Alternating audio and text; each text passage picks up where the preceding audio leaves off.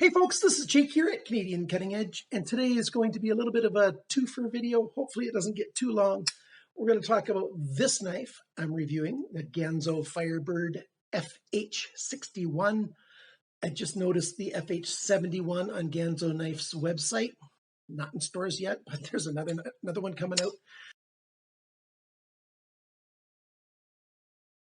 I really like that Ganzo is starting to produce a lot of knives that they've designed themselves in-house instead of just copying knives. For many years, several years at least, I've been reviewing Ganzos since I started this channel. My very first knife was a Sanrenmu, and it was a Ganzo very, very soon after that. And both those companies are still prime companies that you'll see on this channel because they make good budget knives. So I want to show you not only this knife, I'm going to show you a handful of the knives that have come out recently. First, they did their G series of knives. It was G700, and that went up into the high 40s, low 50s. And then they started the F series, so Ganzo Firebird, so F, and that started in the low 750s and started going up. And now they've got FH and they've got FB. One of the cool things is they're now making blades in two different kinds of steels on their folding knives. You get D2 or 440C, but they also make some bigger fixed blades, and they have been doing for a while. And they've used a variety of steels on those. 8CR13 is one of the most recent, but they've used 7CR17, which I don't like. That's the same as 440A and some other ones. They've got another big bolo kind of machete kind of knife. It's not super big, but that's coming out. It's on their website as well. They've got a couple hatchets.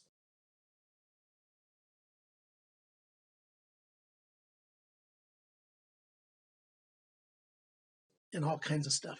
They got lots of stuff. I like the products that they make, and this knife, the FH61, is kind of cool for a small carry. If you're looking for something under 3 inches and you want a locking knife, or you can have locking knives, this might be a fun one that you might choose. That's also somewhat functional, but it's got some flaws too. But let's go to the tabletop. First, we'll take a look at a number of different Ganzo knives that we've seen recently, and then we'll do this review. Stick around.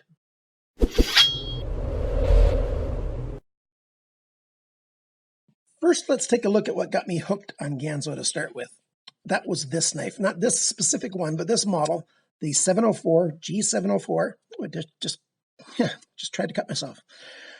And the red one was really, really hard to get at the time. It still can be quite hard to get. I don't know if you can get this knife at all anymore. About a year, I got this red one about a year and a half ago. And most of the Ganzo G series knives, they're gone. They're really hard to find. Some of them you can still get, but most of them no. And what I really liked about this one was I didn't really like the blade, the bead blast finish so much, but it's not bad. I don't mind it.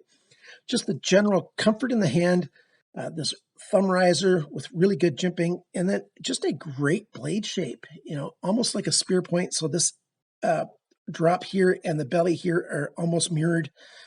And it's a really good functional cutting knife. And they came out with it in like 7 different colors at that time.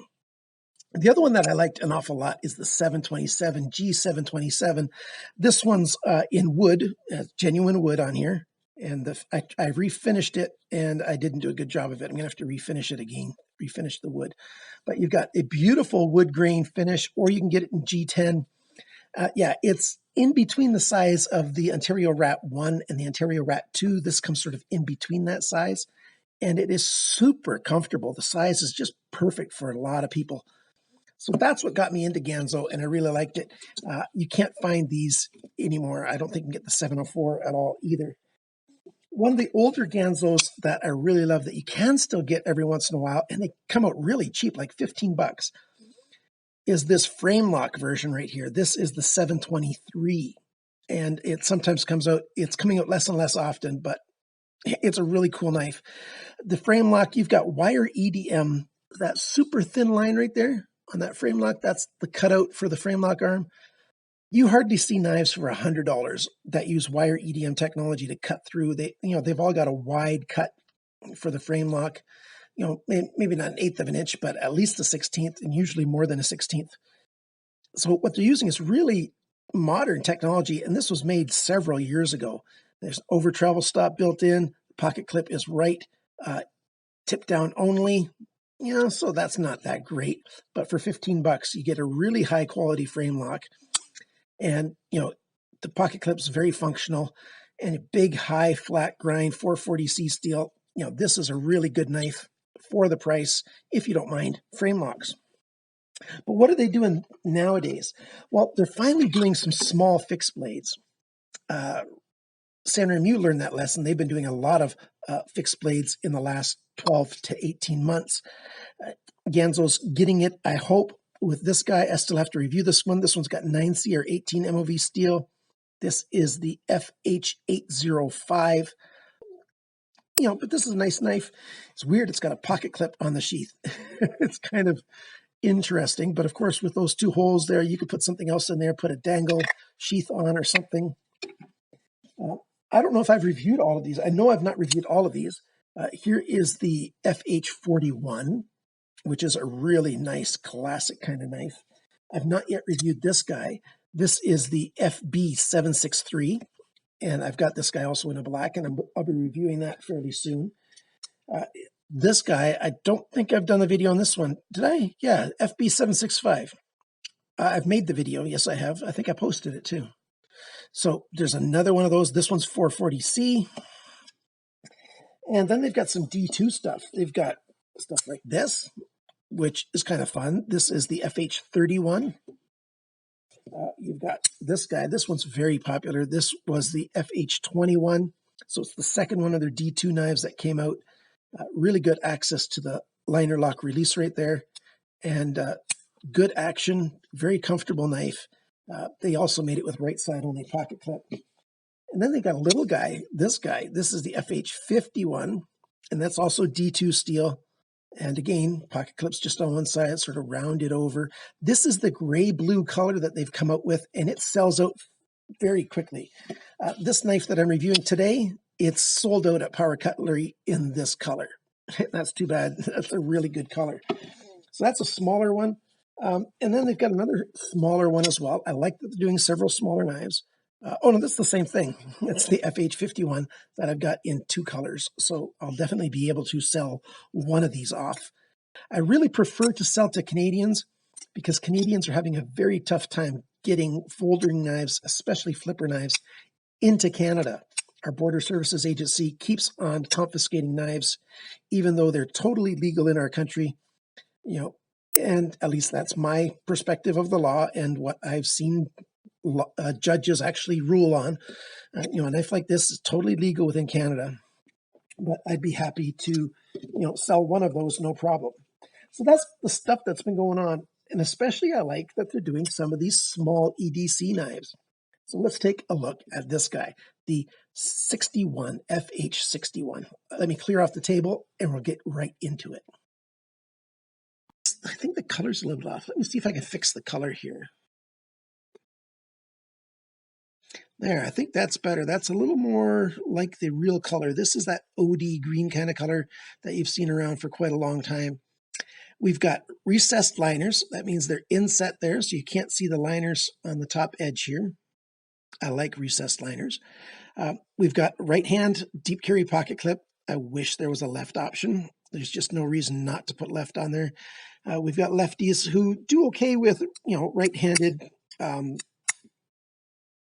liner locks, like me. I'm left-handed, and I do okay with a liner lock that's right-handed.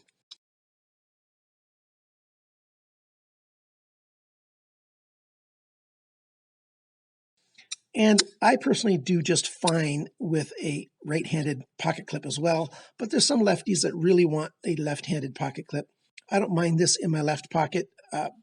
Especially this knife, I don't see any risk of something getting caught there to make it open up. The detent is good, and there's just very little risk of this thing opening up in the pocket. So let me do that. Like if this is your left-handed pocket clip pocket, we're going in on this side if we're on the left, and so the knife would go in, but it would of course look straight down. And I just don't think that there's anything, the open part of the pocket's on this side. Let's get rid of that, do it like that. So the open part of the pocket's there. I just can't see my hand going in and, you know, catching on there. Of course it can. Anything can happen, but the likelihood is very low. This style pocket clip, there's a lot in with the Ganzo knives of this deep carry pocket clip. Very little knife sticking out, less than 1/4 of an inch, and then it's such a narrow little part. And because they got the holes in the pocket clip here, it's very easy to get a little bit of pressure on there with your thumb, and then the meat of your thumb goes, you know, into that little bit of a hole there, and it gives you grip to pull it out. So I like the pocket clip, except for that it's not left-handed. It's pretty deep. I wouldn't mind if they would have made it even deeper carry. They could have put those holes further closer to the end of the handle. It would have worked just fine. Now the flipper tab's kind of flat on the top, not quite. If I tried to push straight down, nothing happens. If I push back just a little bit, yeah, there we go. Then it flips open. But very few folding flipper knives really work that well, pushing straight down. You almost always have to push on an angle. But it's got jimping on the front there. So you got your light switch method where you're pulling straight back and the blade just flies open, either right-handed or left-handed, and it just works. And very, very nice. You've got a forward choil on the blade instead of a sharpener's choil. A little bit of huge jimping. Actually, those jimps are 2 different sizes there. Let me see if we get it focused here. You've got a large one and then 2 smaller ones. And the full width of the blade flat there. So it's good for putting your thumb on, and you've got a good grip. And if you want to sneak up even further, when I sneak up, then the knife, you know, handle sticks out just a little bit. Pretty good grip in my hand. Feels good, and it's comfortable to do a lot of little tasks. You've got a really high flat grind. Technically, it's a saber grind because the blade does show some flat here before you get to the spine. I'm calling it a flat grind. It's just higher than most saber grinds. So then you've got the clip point here, like a Bowie style clip point. I always call it Bowie. I don't know if Bowie or Bowie is correct, and frankly, I don't really care. Swedge right here looks really good. The tip is somewhat weak because it's fairly thin behind it with not much steel this way either.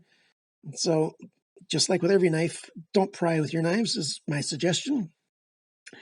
We've got this dual grind on here that I think is odd. I don't like it. I don't like it at all.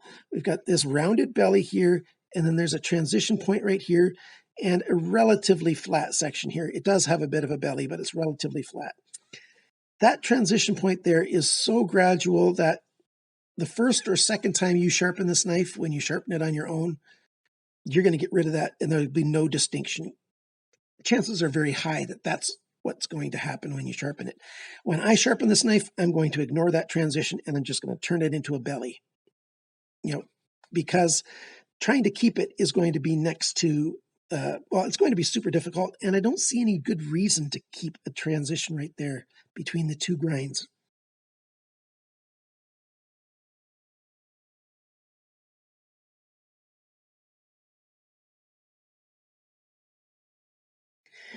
It just doesn't make sense to me, and it's poorly executed by them.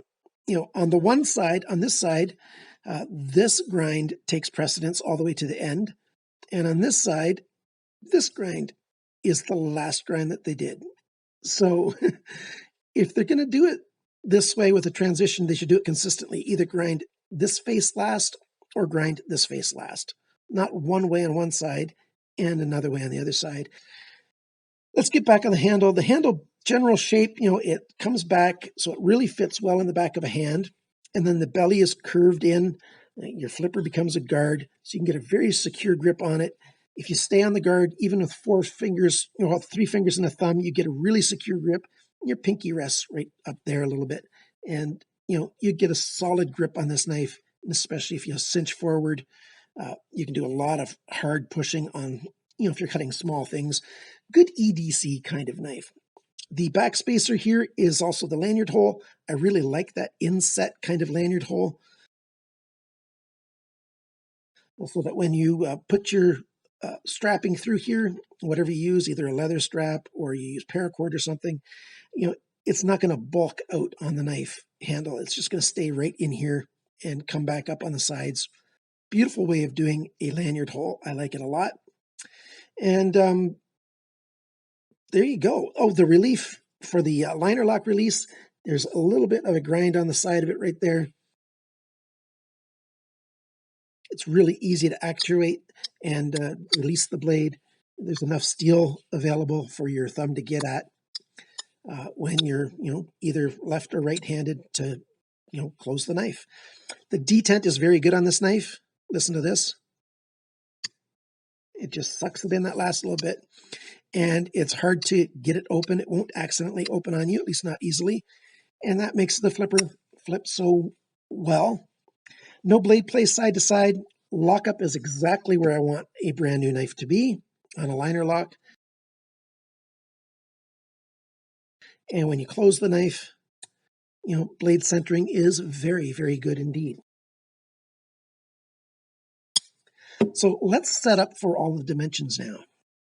I usually show something like this up in the corner when I'm doing the measurements. When this disappears, I'm done the specs. Like I said, D2 steel, Rockwell of around 6D on the Rockwell scale. We've got G10 handle scales. The carbon fiber laminate is another version of this knife, costs $1 more, at least at PowerCutlery. And it's basically G10 with a thin layer of carbon fiber laminate glued over it. We've got this Bowie kind of tip, and I'm not sure what to say about this blade style with these two grinds here. It's certainly not Tanto, not Western Tanto, not Japanese Tanto either. And, it's a good small knife with a liner lock release and a flipper tab. It weighs 99 grams, which is 3.5 ounces. Very good. The sharpness from the factory, when I cut through the testing monofilament that I test with, I got 145, which is very good. I've got a different video on that, so if you've got questions about that, search for my video on how I test sharpness. Let's measure some things. The cutting edge, so the tip of the blade to the end of the sharpness choil right there, 6.46 centimeters, 2.54 inches, so 2.5 inches there. And then the length from the tip to the closest spot on the G10, 6.9 centimeters, 2.72 inches. And it's just under 3 inches if you choose it on the spine. Tip to the G10 on the spine, that's just under 3 inches as well. The blade thickness right here, 3.48 centimeters, millimeters, 3.48 millimeters, which is 0.137 of an inch. That's more than 1/8 of an inch. The blade depth this way is 2.8 centimeters, 1.1 inches. The thickness of the edge behind the grind right there is 0.47 millimeters, which is 0.0185 inches, almost exactly what I'd like it to be. And the grind angle, I forgot to measure the grind angle. Well, I measured it, but it's on a different piece of paper. So I'll just tell you what the grind angles are. I'm only measuring this section for the grind angles. So the angle on this side where it says FB knife, this grind angle, and this grind angle with their, flame logo is. So there you go. That's the grind angles. I'd go for 20 degrees per side. 20 degrees per side is a really good EDC cutting edge, especially in D2 steel or most of the, mid kind of grade and budget grade steels. Let's talk about the length of the handle and everything. Handle length, 10.14 centimeters, 3.99 inches. The grip area in here is 8 centimeters, 3.15 inches. If you add the forward choil, 10.5 centimeters, 4.13 inches. The handle thickness is 1.35 centimeters. That's 0.53 of an inch, bigger at the pocket clip. The handle depth right there, 2.4 centimeters, 0.945 of an inch. And when you close the knife, it's 3.36 centimeters, 1.32 inches. And the total length of this knife is 171 millimeters, 17.1 centimeters. So I forgot the number. I didn't do the conversion to inches. It's over 6.5 inches, but the actual number is right there. So that's the measurements. Now let's talk more about the price of the knife and stuff like that. This knife is going to set you back if you buy it at PowerCutlery. And if you're in North America, I suggest you buy it at PowerCutlery because they are in the United States. It is $25 for the G10 version, $24.99, or $25.99 for the carbon fiber laminate. You get 5% off if you use code CCE in lowercase at PowerCutlery at the checkout on their Ganzo knives. I have not found any better prices anywhere in North America. And they've got all the colors in stock except for, that grayish blue kind of color in this knife. But they've got a number of other knives. I don't know if they still got this one or some of the other ones, but you can check their page out. I really like, the blade styling. I like it except for the grinding, the final grind styling. But the blade itself, I really like. I like a nice, high, deep, big, stumpy kind of bowie. It's just an appealing look to me. If it's not to you, that's no big deal. We have different tastes, and there's absolutely nothing wrong with having different tastes in knives. That's really good. I don't like that dual grind part. That's a con, but it's also unique. It's below 3 inches, so that adds another group of people who can buy this knife and use it, but it is still a locking knife.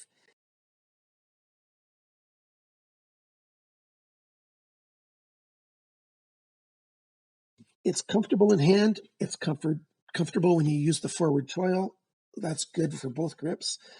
I like the lanyard hole, as I mentioned before. I like that it's a lightweight. It's got an aggressive look to it. That's appealing to me as well. Let's see, what else did I say?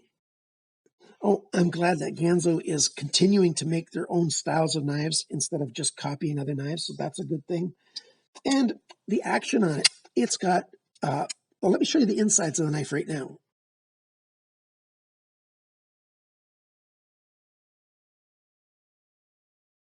That's why it's got such good action. Ganzo's done a really good job with ball bearings recently, and they're getting the detent right more often than not. They've been good with getting the detent right for years, but they're getting very, very good at it. And most of the knives that I get in the last 2 years from Ganzo have had really good detents on them. The only con that I want to mention is I wish it had a left side pocket clip. It would do well with a left side pocket clip. And other than that, for the price of the knife, they've done a very good job. Oh, the other con, of course, I've mentioned here, I don't like this transition. That's easy to fix. The pocket clip would be harder to fix, but I really enjoy this knife an awful lot. I carry it. I've carried it actually more than most new knives that I carry for testing. I always carry a knife for at least one full day for testing to do my videos. But this guy I've carried other times as well, quite a bit. I enjoy it a lot. The FH61, basically $25 US. I've got links down below at other places you can get it other than, it's refocusing on my hand each time. I've got other links down below where you can check out the links other than PowerCutlery. Amazon might have it. And hopefully I can find some links for some other countries where you can find this knife as well if you live outside of North America. Thank you so much for watching my video. Thank you for liking, sharing, commenting, and subscribing. And remember, guys, always cut towards your chum, not your thumb.